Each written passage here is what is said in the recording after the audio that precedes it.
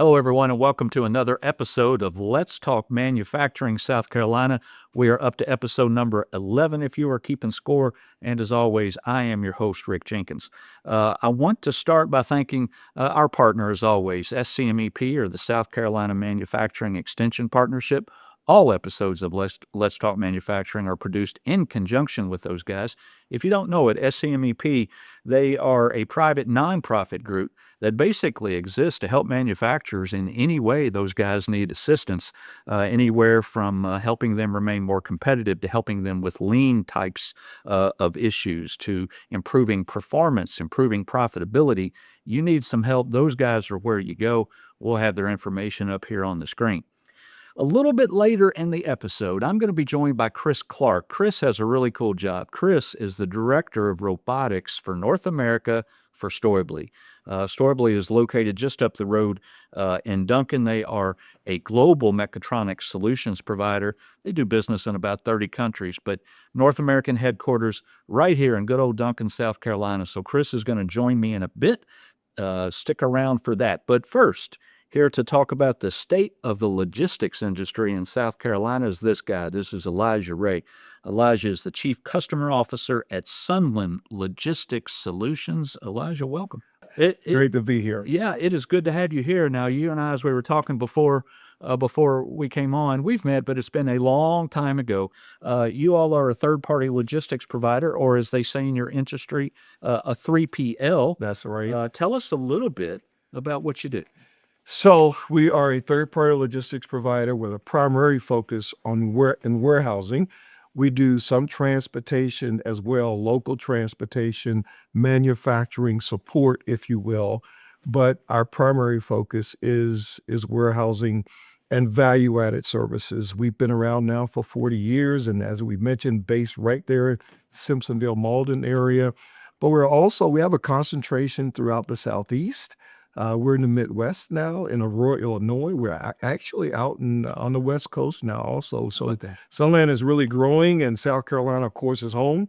And but lots of growth in our organization across some other verticals as well. When I say other verticals, retail, chemicals, industrial, which is a combination of paper, and what we also see as what we call a water vertical, like Kohler and Zern and some others.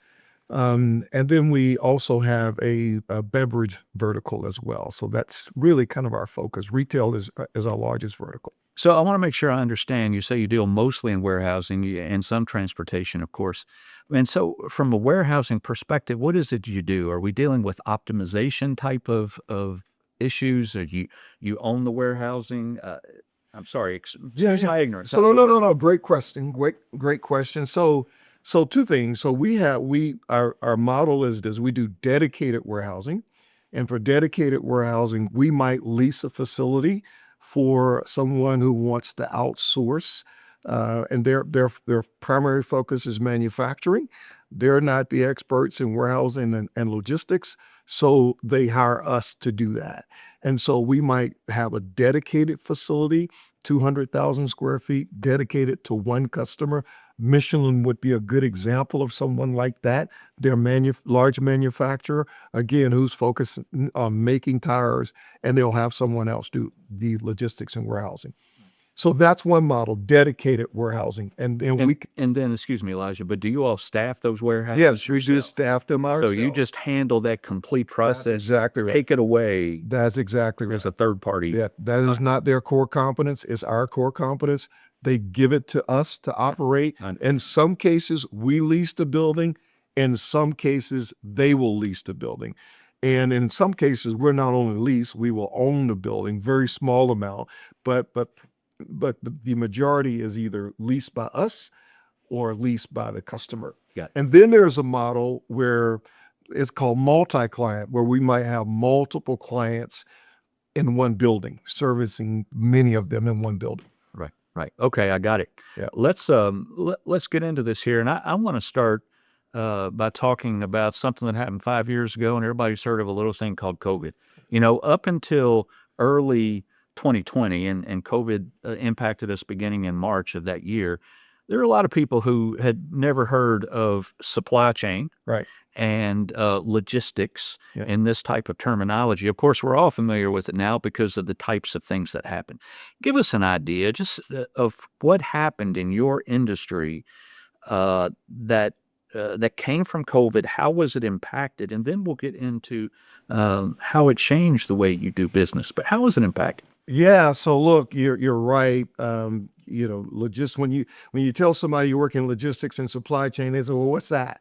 Right. But since COVID, it's obviously become more prominent because we were seen in the news quite a bit more. Whether you could turn on the evening news and you would hear about supply chain. Unfortunately, it was negative It was stuff. negative stuff. Exactly right. You would read the Wall Street Journal and you see supply chain, and that was because, inventories were critical. We were running out of toilet paper and other products that you don't want to run out of. Right. Inventories became a significant challenge. The ports became clogged and backed up. So it's obviously, and when you can't get product into the stores, you have an issue, and it's consumer drive us, right? Right. And so that's when logistics and supply chain became more prominent, and everybody started to understand it more. If we want to be glass half full about it, it seems that from my perspective anyway, on the outside looking in, that COVID caused the industry to become more aware, Yep. more streamlined, more efficient, more forward looking, all of those types of things where in before it maybe just took things for granted. Yep. And now that's not quite the case. That's exactly right. And in fact, historically, warehousing is looked at as, the black sheep of the supply chain. I think now, and again, that's where we play primarily. But now there's greater respect for what happens in the warehouse. And for example, Sunland, as a third-party logistics provider, our customers seem to respect the warehousing much more than they did before. And what we're seeing is a little bit less adversarial kind of positioning toward 3PLs and people who work in our space. There's more of a partnership demeanor now because of what's happening, what happened during COVID. Yeah. And now what we're seeing as a labor crunch, where everybody's struggling with labor still. And so there's that respect. So we have to partner with our manufacturers, our shippers. We have to partner in that. What we pay people really is a product of also how we charge our customers. So they have to be sensitive and super sensitive to the fact that we have to pay a quality person to do a job for them, Right. of getting their products on a truck in a timely fashion, in a damage-free fashion, and Right. just in time, and all those things that customers want to see. Right. You really get it. Yeah. It's the point of origin, the final destination. Yeah. Is the key for us, is the getting product to where it needs to be on time and in good condition. Labor is, of course, a disruptor these days, not only for your industry, but for a lot of industries, Yeah. manufacturing especially. But there are other disruptors out there today as well. You got financial markets that are on a roller Yeah. coaster ride. Right. You have the threats of tariffs and how that might impact us as we continue to go down the road. And you've got other things as well. There's lots of volatility. What are, from your perspective, the big disruptors of service in your industry today? Yeah, look, I think you hit on one of them, the labor issue. And look, I think I heard someone say not too long ago, I think that unemployment is probably right in the 4% range. So anybody who wants a job can really get a job. And so finding the right people, and that's going to continue to be an issue. That would be a top issue. And I think we're seeing a move toward more automation and robotics, if you will, to overcome that issue. I think the other thing for us, when you get past the people issue, is just uncertainty. And our business historically has done decent even in recessionary periods. But what we've seen since COVID is a little bit different, and the uncertainty and the volatility and the tariffs, all these things, politics, all these things create uncertainty. You talked about technology here a little bit ago, and let's stick there for a second. There was a time where you wouldn't have coupled the word technology with the word warehousing to any great degree, and that probably also, would apply to trucking, Yes. or things like this, right? However, times have changed. And The world has changed, and so now your industry, along with others, are going fast, fast, fast down a road of technology. yeah, How has it changed, you guys? Yeah, so look, I think you said it. Actually, you said it well. In fact, one of the reasons shippers rely on 3PLs is because of our technology now, because we invest in technology, WMS products that are world class, that are very robust, highly configurable, and the intent is to provide tools that give them access to information. So we give them access to information and insights that will help them manage the inventories throughout the supply chain. So has it become, I'm assuming, listening to you, that it has just become more of a partnership now when you're dealing with folks? I mean, this technology, you're massaging a lot of data, Exactly. right? You're bringing in data and you're That's bringing right. in direct data and you're trying to put it into something that optimizes things Right. and spits it out in a way that is easier. So I guess my point is now you got all this technology working for you. Yep. It probably requires a little bit more of a relationship with the customer. Yep. I'm Yeah. guessing. No. You're exactly right, and that's what they're looking to us to do. In fact, most shippers, manufacturers, customers will say, "I'm looking for you to not just do the foundational stuff, the basic blocking and tackling. I'm looking for you to help me with patterns of my inventory." And in fact, that's almost become blocking and tackling to where I want you to ship me my product. I want you to tell me where it is, where it's located in your warehouse. Right. But I also want to know that if something is not shipping that it's supposed to be shipping, if we've got products that's been sitting for a while, or if we've got some patterns taking place in our velocity or in our throughput that would be helpful to us, let us know that. Right.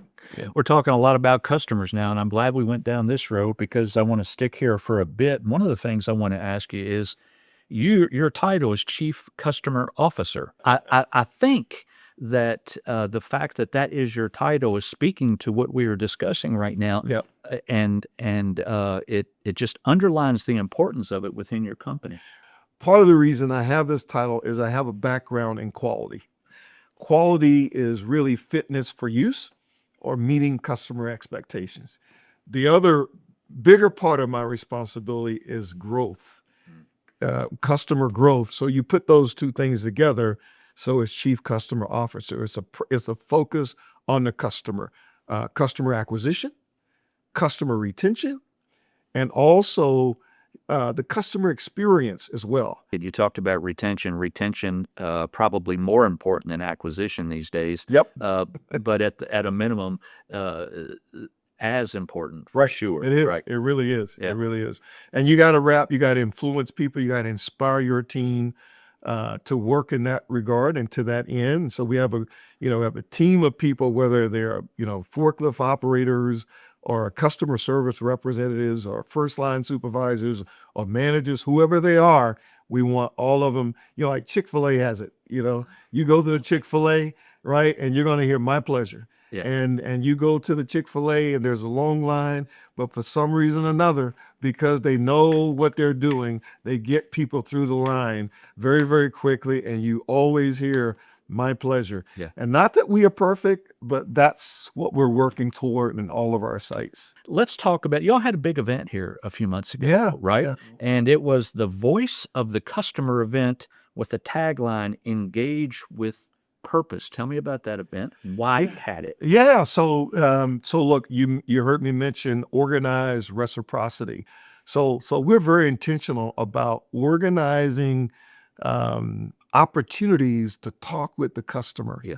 whether it's tactically or whether it's strategically. Every 2 years, we have this voice of the customer where we bring our customers in, our especially strategic customers or customers that we are hoping that's going to be strategic. And we educate during that session on logistics, supply chain, labor, real estate, automation, all those things, and AI technology, and but the one of the most important things that we do is that we create a customer panel. So where several customers are sitting around in a panel, and we have someone facilitate that panel. And there are strategic questions that we ask them, like, well, if you could wave a magic wand and ask for two or three things that will help you in your supply chain, what would it be? And so when they answer, what keeps you awake at night? When they answer these questions for us, it gives us insights into how to serve them better. And it's the one thing that helps us to get ahead of them. That's why we do that. And so when we said engage with purpose, we were very purposeful in that we bring those people together. We're purposeful in educating. We want people to walk away educated. And anytime you get parties together, when you can have that reciprocity, as we're doing right now, I call it also the ping pong effect. Yeah. You become better. Yeah. And so one of our core values is servant leadership. And I think one of the key tenets of servant leadership is the person you're serving better off because of you and your efforts. And we want our customers to be better off because of us. Yeah. And that's and so we want people to come to the table with that. And how do you help us, and how do we help one another Right. become better at what we do? Elijah, great stuff, man. Yep. I appreciate it. Yeah. No, thank you for Yeah. taking the time and for inviting us to be involved. And anytime we can assist and advise and share what's happening in this space, we're happy to do it. Well, I thank you. I appreciate it. I mean, folks, that was really good stuff. Smart guy right here. I don't want you to go anywhere, though, because up next, and I mentioned this before, up next is a recurring segment that we do on here from time to time called From the Factory Floor. And I'm getting ready to talk to a guy, Elijah mentioned robotics and automation. I'm getting ready to talk to the director of robotics for North America for Stäubli. Huge, huge job. Again, we're going to talk to him virtually on the floor at his plant up in Duncan. So check this out. Really good conversation that I had with him recently. Thanks for joining. Hello, everyone. This is a segment that we do on monthly episodes of Let's Talk Manufacturing South Carolina, and it is called From the Factory Floor. This segment gives us a chance for me to talk with a plant manager, maybe a facility manager, maybe an engineer, or maybe a techie guy while they are actually on the facility floor. And today I'll be joined by Chris Clark, and Chris has a really cool sounding job. He is the robotics director for North America for Stäubli. Now, Stäubli, they are a global mechatronics solutions provider. They have offices in about 8 countries stretched around the world. But you know what? Their North American headquarters is just up the road in Duncan. Now, before I get to Chris, though, I do want to give a shout out to our friends over at HTI, or Human Technologies Incorporated. They are the presenting partner for this and all the segments of From the Factory Floor. HTI began as a professional recruiting firm for auto manufacturers back in 1999, and today they still do professional recruiting, but they also handle executive searches, industrial staffing, and a wide variety of HR solutions. They do a little bit of everything. They are experts in helping their manufacturing partners attract top talent. And in this day and age, when workforce challenges are big, folks like HTI are extremely important to our manufacturing community. So anyway, appreciate those guys. Thank you to HTI for helping make it possible for us to bring this content to the South Carolina manufacturing community. And now I am joined by Chris Clark. Again, Chris, the robotics director for North America. Now, Chris, when I look at you there, what is that over your right shoulder? What am I looking at? That would be our TS260 aseptic robot utilized in the semiconductor industry. Well, we're going to talk about all kinds of fun stuff today about robots and cobots and everything. Before we get into that, let's talk about Stäubli for a second. Now, you guys are a big, big company. You're doing business in about 30 countries worldwide, but now you are located at the Duncan plant. Tell us about the company a little bit. Sure. So Stäubli Group was founded in 1892. So we've been around a while in Switzerland. We have offices in 28 countries and we have agents in 50 additional countries. So that's on 4 continents. We have around 6,000 employees worldwide and we consist of 4 divisions. So those 4 divisions: fluid connectors, electrical connectors, textile, and robots. So our robotic division is what we're going to dive into today. So Stäubli is a leading player in the global robotics industry. We're known for having high performance robots, high performance software, aftermarket services across all the sectors of markets. Yeah, I tell you what, you're a lot bigger than even I anticipated, but I want to go backward for a second. You said that Stäubli started in the late 1890s. Is that correct? That is correct. We started in the textile industry. So the textile industry, which is why we're here in Duncan, South Carolina, used to be the headquarters of North America for textiles. And the textile machines that we build were what really put Stäubli on the map. Yeah, that is quite interesting. Now, you have told me something I did not know. Most everyone watching this from South Carolina is going to know that South Carolina was driven by the textile industry all those decades ago, and you all were right there as a part of it. Man, that's a good piece of trivia. I learned something. So tell me what, in relation to what I'm seeing there behind you, what is it that you all manufacture? Give me that rundown. As the director of North America, my responsibility is to develop, ensure our roadmap and strategies are executed according to our guidelines and our path forward. So ensuring we have products and services customers and partners require for all of their manufacturing and integration needs. So what do we manufacture? Stäubli offers 4 and 6 axis robots in a broad range.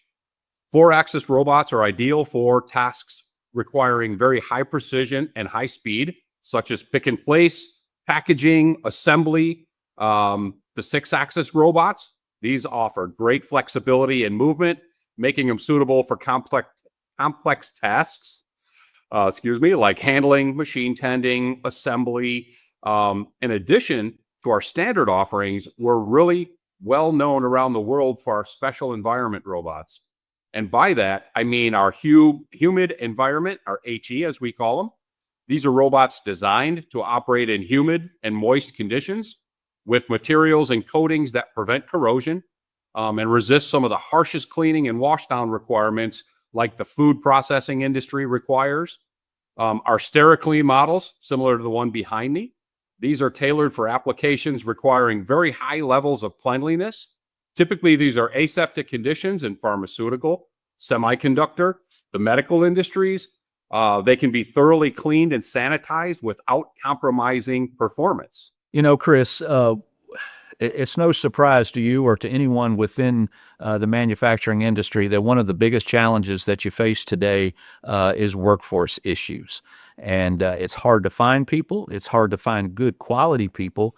And because of that, there are a lot of folks who are beginning to automate their manufacturing lines more so than they have in the past, just because it's easier to make sure that the robots wake up in the morning and don't call in sick, right? But you guys can assist with this. Chris, tell me how you do it. So really, by leveraging our expertise and technologies, all industries can benefit from increased productivity, right? Accuracy, reliability in their manufacturing process is really key. So our robotic solutions, we address these with specific requirements, resulting in improved operational efficiencies, increased productivity. They allow clients to really be more competitive and reduce costs. So we help customers grow their business, thus making it possible for them to hire additional people in supportive roles, and thus adding more automation and continuing that cycle of growth. There's got to be a whole lot of options that people can choose from. I mean, I would assume that there are as many options as you can think of in terms of the types of not only the product that you provide, but the services you provide. So if you're sitting down with a potential client and they are wanting to talk about this wide array of services. Where do you even start, Chris? Automation options are vast, absolutely. While some applications are fine with a standard robot, in many cases, customers are looking for a performance and precision edge. This is where Stäubli excels. So in some cases that require a customized approach, first we begin by thoroughly understanding the specific needs and challenges of each and every client. Everyone has a little different. This typically involves a detailed consultation to identify the pain points, the production goals, the specific requirements. Our team of automation experts then assess the process and workflow and recommend a tailored solution. In some cases, we'll work directly with our integration partners to provide the full turnkey solution that's required. So we provide demonstrations, feasibility studies, pilot projects to show our robots can enhance productivity, accuracy, and reliability. And we can all do that here in Duncan, South Carolina. How many folks do you have in at that facility? And how many, is there only one facility or is there a couple? So we have a couple of facilities. This is our headquarters. Our headquarters for fluid connectors, robotics, and textiles are all out of this facility. We're roughly 250 employees. We're well over 250,000 square feet. So we're very well equipped here, and I think it's worth taking a look and providing you with a tour. Chris, thank you. Folks, that is Chris Clark. He is the robotics director for North America for Stäubli. Sounds like he has a great job. One I wish I was smart enough to have myself. Folks, that completes another segment of From the Factory Floor. You can check out all of the From the Factory Floor segments on our YouTube channel. Thanks again to our friends at HTI Human Technologies Incorporated for making it possible for us to bring this content to you today.